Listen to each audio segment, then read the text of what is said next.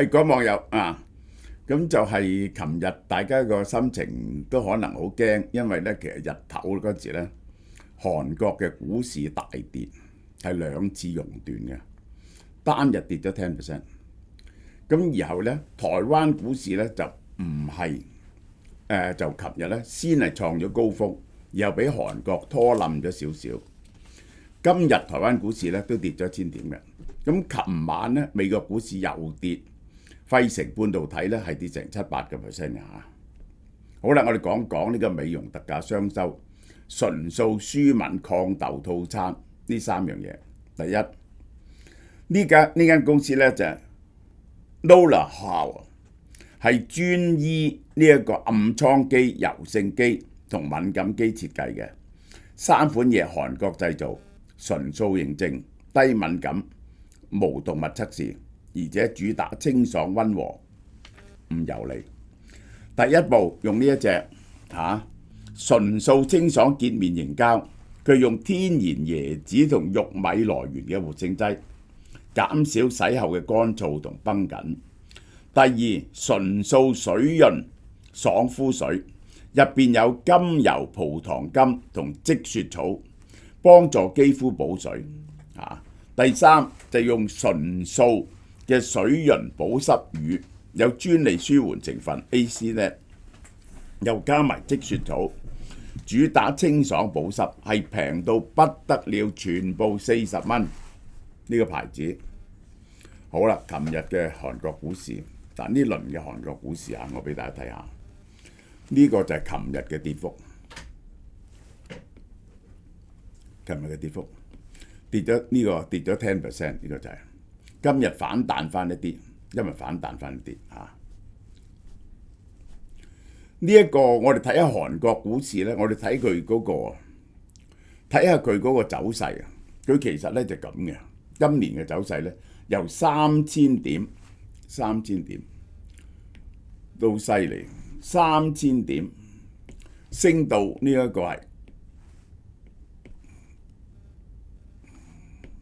3000點，升到8000幾點、9000點，升咗3倍，升咗173%，變咗3倍，一年係升得好犀利。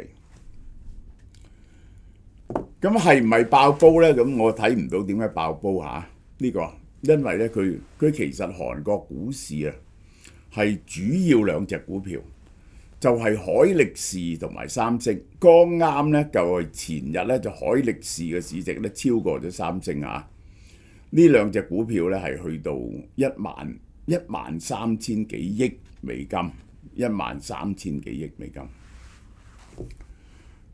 咁你話佢崩潰咧，我就唔明，因為嗰個記憶體嘅需求咧繼續係好犀利，個生意咧係好犀利。但係佢係經過3個月嘅狂升，呢啲咧包括咗記憶體嘅嘢，海力士、美光、HBM 概念股、AI 供應鏈，呢個係我應該咁講。我係喺呢一個舊年11月12號叫大家買，叫我啲網友買啦。我唔知道你有冇聽到啦，事後講。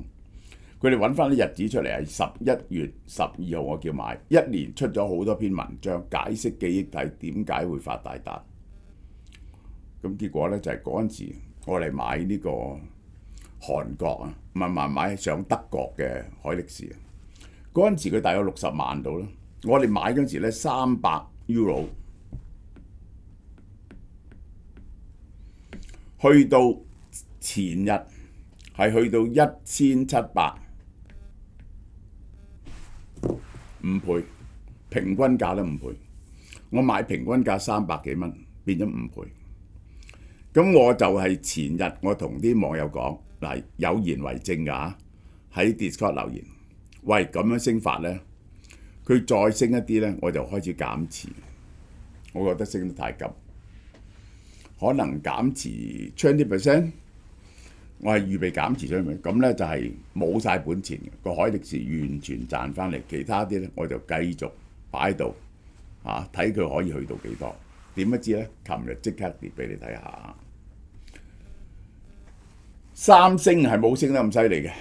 三星咧，因為佢嘅業務唔夠純粹啊，佢升咗204%啊，因為咧佢嗰個手機啊，同埋嗰個先進製程嘅晶圓代工咧係唔賺錢，所以咧三星個生意好大，所以咧佢升唔到咁多。但呢兩隻股票係佔咗韓國股市一半，仲有一隻大啲嘅股票就 LG 啊。其實凡係個市升得好急好急咧，佢久唔久就會震一震落嚟。呢啲咧跌 10% 到咧，我哋叫 correction 啊。你去跌到如果係出現咁嘅 correction 咧，你就會問呢間公司嗰個基礎生意有冇變故？而家出嚟一定係有啲壞消息出嚟啦。呢個壞消息有多少壞消息嗰刻？係噪音啊，還是真係嗰個對公司嗰個基本生意面有破壞咧？咁嗱，韓國點解呢次跌得咁犀利咧？你知啦，當個股市咁樣起發嘅時候咧，就所有人都買股票。台灣咧係有一半人買股票嘅，而家係台灣2300萬人咧係有一半人買股票，全民皆股，全民皆股，大部分係散戶，啲散戶咧佢就好高度情緒化。韓國嘅 institutional investor 咧就係唔成熟嘅，然後咧外國股市入去咧唔係咁容易買到韓國股票，入去嘅咧冚唪唥都係啲大資金、大基金先入到韓國直接買，咁所以咧呢啲咧係對市場嘅操縱力咧係非常之大嘅。琴日發生件咩事咧？韓國金融監督院院長李燦正話個市咧起得太犀利啦，佢講嘅嘢就係咁。22號講，所以23號臨，對5月底放行追蹤三星電子、SK 海力士槓桿 ETF 深感後悔。你可以用槓桿去買 ETF， 即係放大咗嗰個生產力，即係咧買2倍。3倍，即係咧你買1蚊去賭3倍呢個海力士同埋呢一個三星嘅升幅。咁嘅時候咧，係當然係即係借埋錢俾你買海力士同三星嗰啲銀行就咁，當然係個升幅急咗啦。呢16檔個股 ETF 5月下旬 FSS 即係呢個。第一次院長級正式回應，措辭強烈，即係乜嘢啊？市場覺得佢可能收回呢個槓桿。如果因為增加咗槓桿，啲股票上升，收翻個槓桿，咁嗰啲槓桿股咪要賣咗啲股票咯，個股市就會下跌咯。因此咧就觸發咗下跌。三星同海力士撐起咗韓股，嗱，我再解釋一次俾你聽，呢個就係三星、海力士係佔咗 HBM， 其實最好賺嘅就係 HBM， 海力士佔咗 HBM 50%， 三星佔咗30%。HBM 不但止需求好大，供不應求，而且個價錢起得好犀利。因為 HBM 嘅價錢起得好犀利咧 ，DRAM 亦都起得好犀利。剛啱咧，就海力士咧話要撥翻呢啲產能咧去做普通嘅 DRAM 喎，因為咧手機用嘅 DRAM 咧個價錢咧起得好犀利喎，好好賺喎，幾乎好賺過 HBM 咁滯喎，呢個就係好啦。咁到咗夜晚啦，Google 嗱，除咗韓國大跌之外咧，琴日有2個壞消息，呢啲股份 Google 有人質疑Google 仲企唔企得住3個問題。琴日 Tesla 嘅 Robotaxi 嘅爭議係咪會加息？AI 嘅人做投資基建係咪用得太多錢 ？AI 概念股幾個疑問。第一，諾貝爾 AI 大將跳槽，話呢個係天才嚟嘅，結果 Alphabet 一日跌5%，創下一年最大單日跌幅。2025年5月曾經跌過7%，最重要呢個就係跳呢個就係 John Jumper。呢個人係諾貝爾獎化學獎，因為佢係帶隊做嘅 AlphaFold 係拆解咗呢一個蛋白質嘅 3D 摺疊嘅原理，幾億隻2億幾個蛋白質俾佢破解晒。佢係實際執行嗰個，領導佢嗰個係哈薩比斯。呢兩條友，佢攞到諾貝爾獎嗰時咧39歲啫。佢喺度做咗9年，一決定離開 DeepMind，走去 Join Anthropic，會休息一陣先。好多謝 GDM 就係哈薩比斯佢嘅上司，俾佢領導 AlphaFold 團隊。佢讀完博士只不過係6個月啫，真係慧眼識英雄。而呢個團隊教佢好多嘢，呢個係。呢個 GDM DeepMind 係一個好特別嘅地方。我希望佢做多啲嘢。呢個就係呢個人39歲攞諾貝爾獎，係佢帶領咗嗰個實際領導個團隊解構咗嗰個蛋白質 3D 摺疊之謎。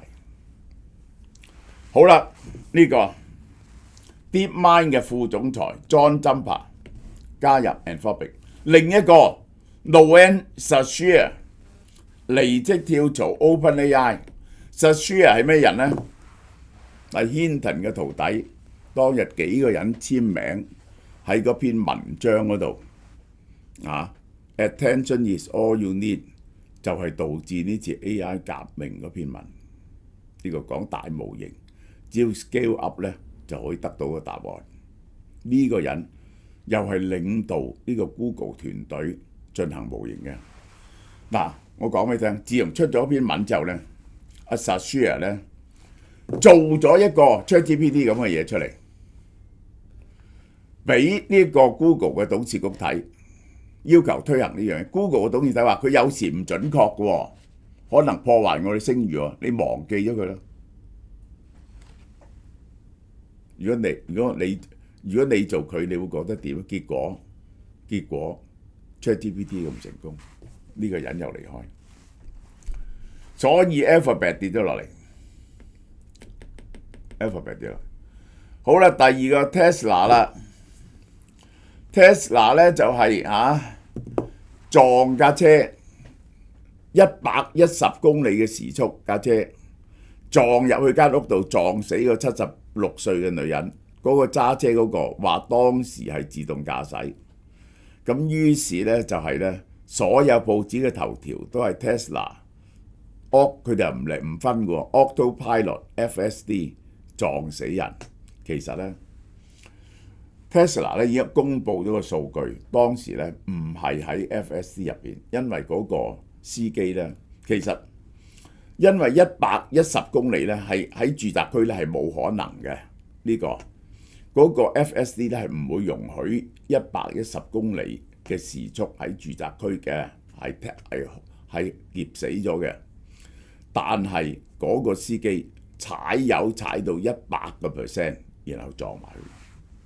但係咧 anyway 嗰啲頭條咧就係 Tesla Autopilot FSD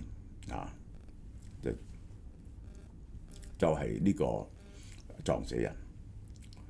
好啦，呢一個安全管理局話會調查呢個 Tesla 強硬抗議個司機踩油門接管咗自動駕駛，達到呢個73里。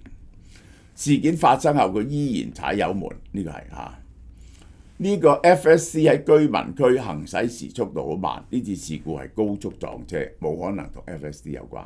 結果 Tesla 琴日一跌咗22蚊，一跌咗22蚊。好啦，仲有啦，既然跌開咧，就 price in 埋呢段係隔咗幾日，即係等於你個股市好得意喎，即係你有條友喺佢面前，哇！嗰隻冇隻嚇佢，嗰嘢諗咗24小時，忽然之間啊驚起上嚟。聯儲局呢件事咧係早2日嘅，嗰個點陣圖啊係覺得有將近一半嘅人覺得到年底嗰陣時咧，嗰個係會加息嘅，呢個係不但止唔減息，仲會加息，呢個係一次啊！喂，嗰啲人咧就 expect 佢減息啦，呢次唔減息仲加息嚇，於是呢一個就回調，而且乘機咧就又拎翻 AI 泡沫論出嚟。究竟你 AI 究竟賺唔賺到錢咧？我真係好煩呢啲人咧。AI 賺到錢 ，AI 嘅需求係好大，呢個已經係呢個係 writing on the wall。我不停增加緊俾錢 AI， 呢個真係好啦。而家咧其實去到驗收期，即係咧你要 examine 嗰個。你講咗畫咗個餅啊！你而家咧要交到功課出嚟，同埋交到功課證明你真係做到，同埋個利潤會高度增長嚇。盈利增長咧未必等於股價上升啊！呢一個咧未必股價等於上升。呢一個 NVIDIA 就係 NVIDIA 70-80% 增長，嗰個股價上唔到。因為佢哋懷疑你個利潤呢個增速可唔可以繼續，於是咧佢就抹平咗你嗰個一早嗰時咧，佢俾好高嘅 PE 你，而家咧就降低你嘅 PE 值，所以利潤增加未必等於個股票價值增加嘅，呢個就係真正嘅危險。唔係 AI， 係你而家買貴咗，而係買貴咗 AI， 所以我哋買嘅嘢嗰陣時咧，就會小心啲嘅。我短期咧我而家入緊錢落去做個新 account， 我覺得我上次犯咗咩錯誤咧？我就係要當我自己成副身家就係得5萬蚊美金，我會點樣投資？我會可以做一次俾你睇，約3年，睇下3年可以賺到幾多個 percent。但咁樣做法咧，如果我真係當自己全副身家係得5萬蚊美金，1年後咧只可以1個月買多1000蚊美金嘢，3年可以賺到幾多錢呢？會買得好慢。如果我成副身家係咁嗰陣時啊，所以咧我只係希望嗰個 return 咧係可以突破呢個18-9% 一年咧，其實我已經好滿足嘅。好啦，入世界盃有咩睇？有咩嘢買？呢個世界盃，日本呢個預咗美煎餅呢啲。好大喎！呢個20個喎，20個喎，呢個係180蚊。台灣盛喜珍可蝴蝶酥呢啲係咪16蚊？呢個斯羅普蛋酥都係盛海珍嘅。法式奶油千層酥、極濃花生薄燒。好啦，第2頁啦，呢個就係豐台味手工堅果薩琪瑪。呢個好耐冇食薩琪瑪咯，大家細個嗰陣咪成日食薩琪瑪，呢個20蚊嘅啫。呢個花生醬蛋卷、芝麻蛋卷、肉鬆蛋卷嚇，呢啲係50蚊。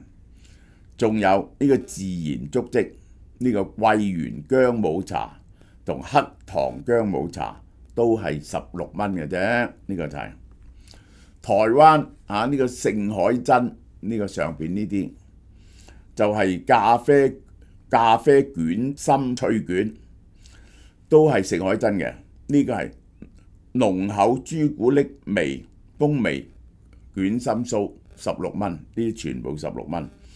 朱古力味卷心酥、濃厚朱古力風味卷酥、濃厚芋頭牛奶卷脆卷、濃厚花生脆卷，即人係加抹茶芝麻厚卷酥，呢啲全部16蚊，呢啲一包。仲有台灣音速小子檸檬紅茶係嘛？呢一個台灣音速小子檸檬紅茶5蚊。台灣永發一口酥呢個係芝麻味、杏仁味、花生味10蚊。呢個台灣陳允保存太陽餅16蚊，16蚊。呢個就係仲有呢個係台灣陳允存呢個太陽餅，太陽餅10粒，10個太陽餅60蚊。呢一個係呢個太陽餅，呢個係少啲啦，我諗係1個2個。呢個奶油酥餅咧就係呢個16蚊，呢個就係呢啲咧冚唪唥好好嘅，買嚟睇世界盃食啊！呢個電子消費券，呢個 EQ Bond 3000蚊，呢個心血樂加呢一個送乜嘢？你心血樂加送呢個護肝素喎，呢個好多人買嘅護肝素，好重要嘅個肝嚟，330蚊。而5000蚊咧就送一個 Maserati 太陽眼鏡，加720蚊，價值720蚊嘅 Q10 抗氧化維生素，哇！呢個好值錢嘅嘢，送呢兩樣嘢俾大家喎，送幾千蚊嘢俾大家。